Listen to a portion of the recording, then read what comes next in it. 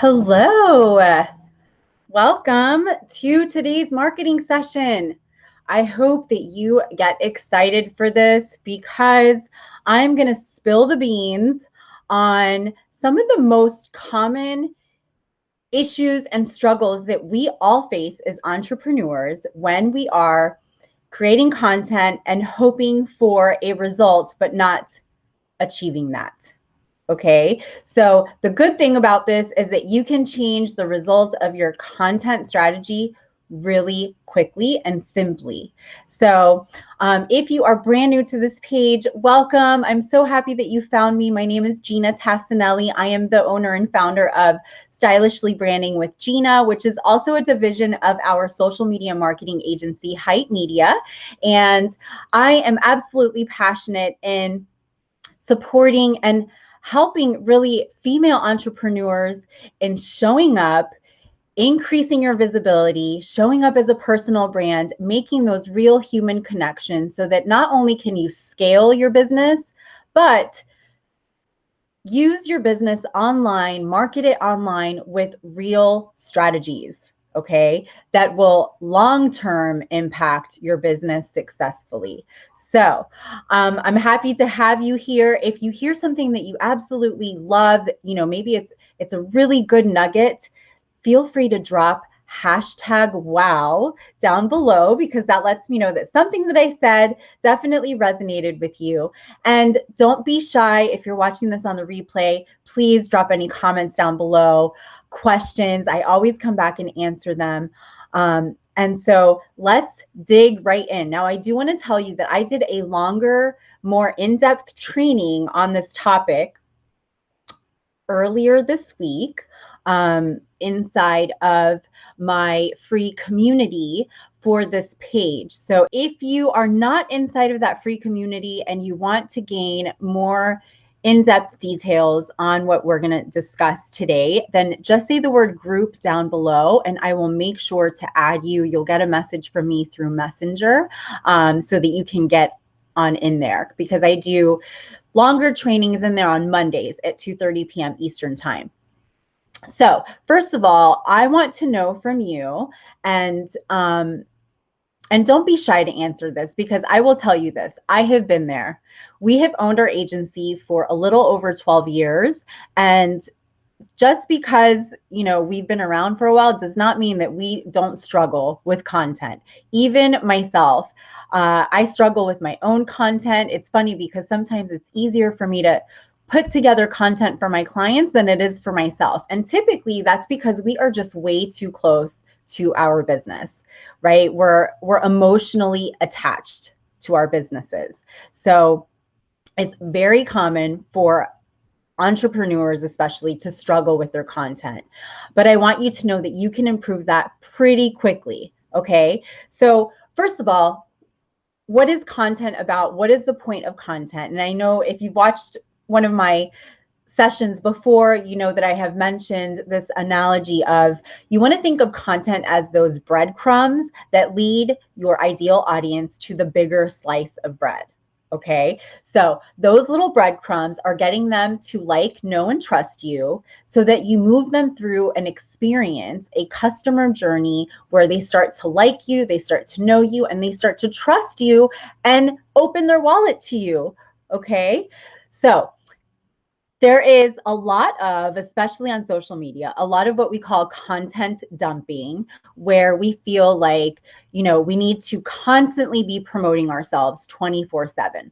And I'll tell you what, in maybe quite some time ago, that used to maybe be the case, that the more content you put out there, the better. But what we've been finding is that the content needs to be valuable. There's no sense in spending time creating content, creating images, even paying somebody to put content together if it's not going to have strategically an end result for you and for the reader or the viewer. So you want to be really strategic as to the content that you're putting out there. That way, you don't have to tirelessly be promoting yourself.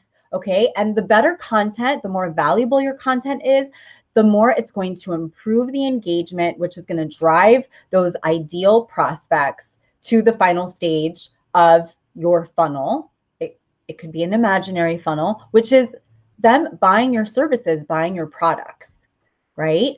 So the first common mistake that I see happen quite often, and if you haven't taken me up on this offer either, I would love to do this for you. So typically what I do, and where I'm seeing a lot of these things, is when I do a social media marketing and content audit.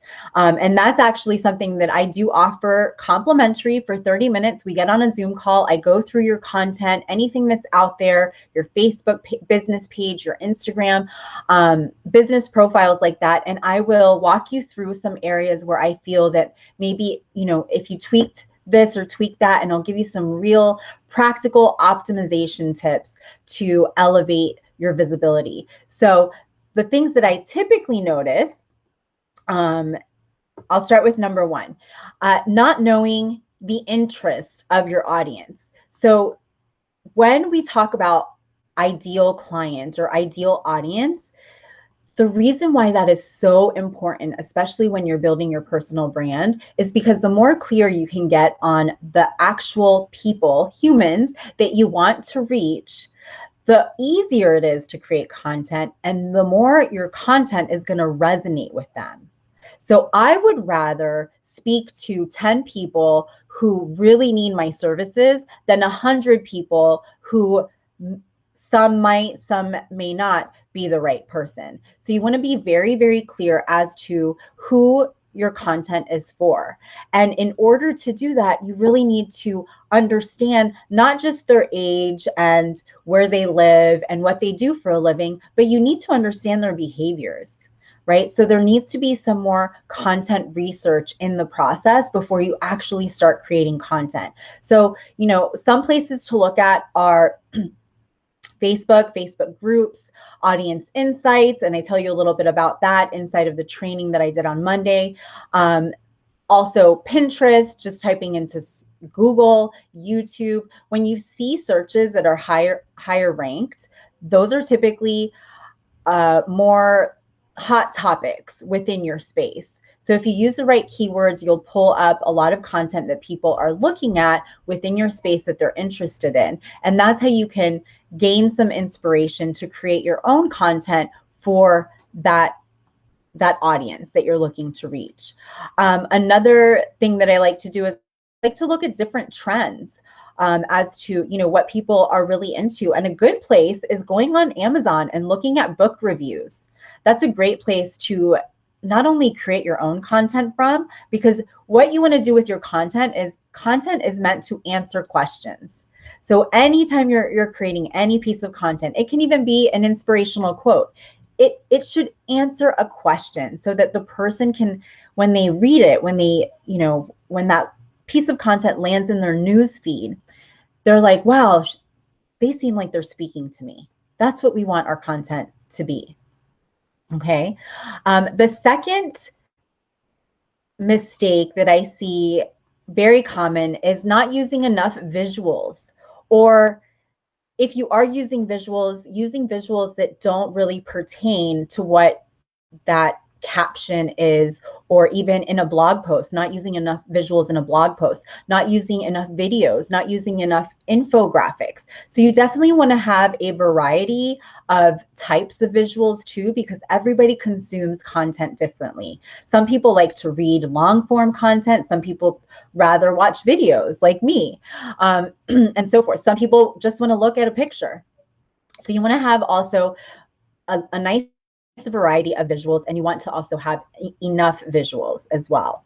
The third common mistake that I see is not creating evergreen content. So if you're constantly recreating content because it's going to expire, so say you have a promotion on something, or say you have an upcoming webinar or an upcoming event, and you're constantly just promoting those types of things for your business, then you're going to be constantly be recreating content. But if you're adding evergreen content, this is content that you can repurpose over and over and over again. So I have content from not this page specifically, because this one's pretty new, but our Hype Media page, my Style Rebel Mama page. I'm also a personal stylist and image consultant and have an e-commerce store. So on those pages, I have content that I repurpose. I will repost them every month, every couple months, because I know that most likely that same person is not going to see it twice. It's just the way the algorithm works. They just aren't. So creating evergreen content is a really smart way to work smarter and not harder, and not having to recreate content for every single day. The other thing is that evergreen content is great content to use for ads, for engagement ads, to really start to build your audience that you can then retarget with ads to a lead magnet, or ads to maybe a lower ticket offer, or in some cases a higher ticket offer. What number am I on? I think I'm on number 4. So the fourth common mistake that I see is forgetting about SEO, search engine optimization. So search engine optimization is not just for a blog or a website. It also works within our Facebook pages, within our Instagram, within our LinkedIn profiles. Those keywords and those keyword phrases that you use in your description of your about section for your page, your bio inside of Instagram, your LinkedIn bio even, the articles that you write inside of LinkedIn, the posts that you write inside of Facebook and Instagram, just to name a few, all of that helps with SEO. It helps with you getting found more likely inside of the search engines. So it's really important that when you're putting copy together, to think about those keywords, those highly ranked and highly searchable keywords, less competitive, that people might be searching for on the internet, so that you have a higher chance of even having like a Facebook Live showing up in the ranks, right? All right, so number 5 is not having, I see this so often, this actually should be at the way top, is not having a marketing strategy. So marketing strategy is so important. And what that means, it's really a collection of elements, okay? So within your marketing content strategy, you want to know what your business goals are for your content marketing. So where is this piece of content going to lead people to, or where do you want it to continue to lead people to, right? So if for example, if I post a quote, something that's inspirational, and people start commenting on it, I don't want it to stop there. I want to keep that conversation going. So I may respond to their comment on the quote and say, thank you so much for engaging on this post. I was curious, what resonated with you the most about this quote? And you just ask questions and you keep a conversation going, so that hopefully that can get maybe to a one-on-one strategy session, or maybe it can get to a lead magnet, which then goes into a nurture sequence, which then gets them closer to setting up an appointment with you or buying your product. You also, part of your content marketing strategy is knowing your buyer's personas, your ideal client, your ideal audience. You also want to include what is going to be your content mix and messaging. So some of your messaging should be for engagement. Some of it should be promotional. Some of it should be conversational. Some of it should maybe lead to, inspiring. So you want to have an idea of what your content mix is going to look like. And then you also want to have a content map. And that is where you really lay out the strategy. Okay, this post should lead them to this, which should then lead them to this, which should then lead them to this. Another element is your channel plan, meaning what channels am I going to use to promote myself, to market my business, to market my brand.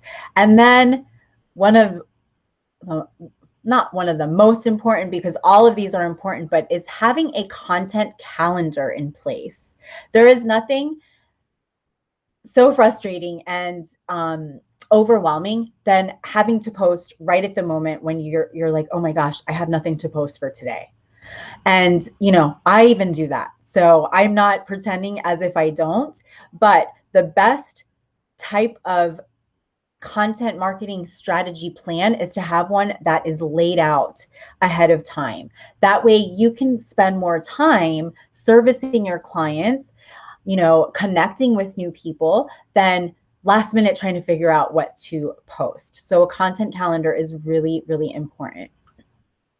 The fifth common mistake that I see is trying to be an influencer. I see so many people, they're so concerned about their vanity numbers instead of just showing up as a human and understanding that you don't need to have thousands or hundreds of thousands of followers in order to have a successful business using social media. In fact, if you go to my Stylishly Branding Instagram, I think I have maybe I don't know.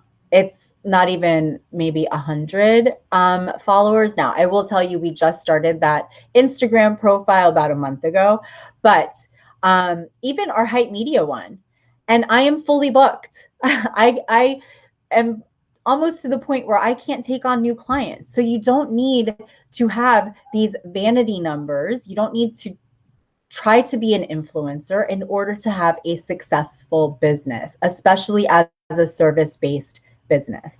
Okay.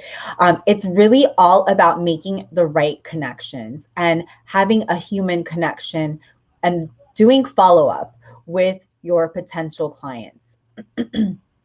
Number 6, I think I'm on number 6, is not optimizing for the right platform or the right screen. So many times I have seen, where the wrong size image is being posted on a certain platform and it just looks off. So really just being more aware of those dimensions so that it makes it an easier user experience and people don't just, click away or keep scrolling through. Number 7 common mistake that I see is not concentrating on your current audience and your current customers and constantly trying to acquire new ones. I used to fall into this trap all of the time. And I'll tell you, when you work on your audience that you have right now, especially if you have a group, and having a group is the best place to really nurture your audience from a page or even Instagram. Filtering people into a group, into a community, allows you to be more personable with them. They get to know you better. You get to know them better. And that's a great place to really focus on the audience that you already have. So instead of feeling like you have to constantly be acquiring new customers, work on the audience that you have and build from there. And you can move people. So move them from one program, if it's a program that you have, to a higher level program as they start to see transformations. Number 8, this one should definitely be up at the top. And this happened to me too, but it's expecting immediate results right away.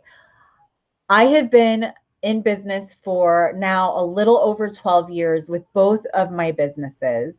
And I will tell you that when you're using social media to market your business, if people are telling you,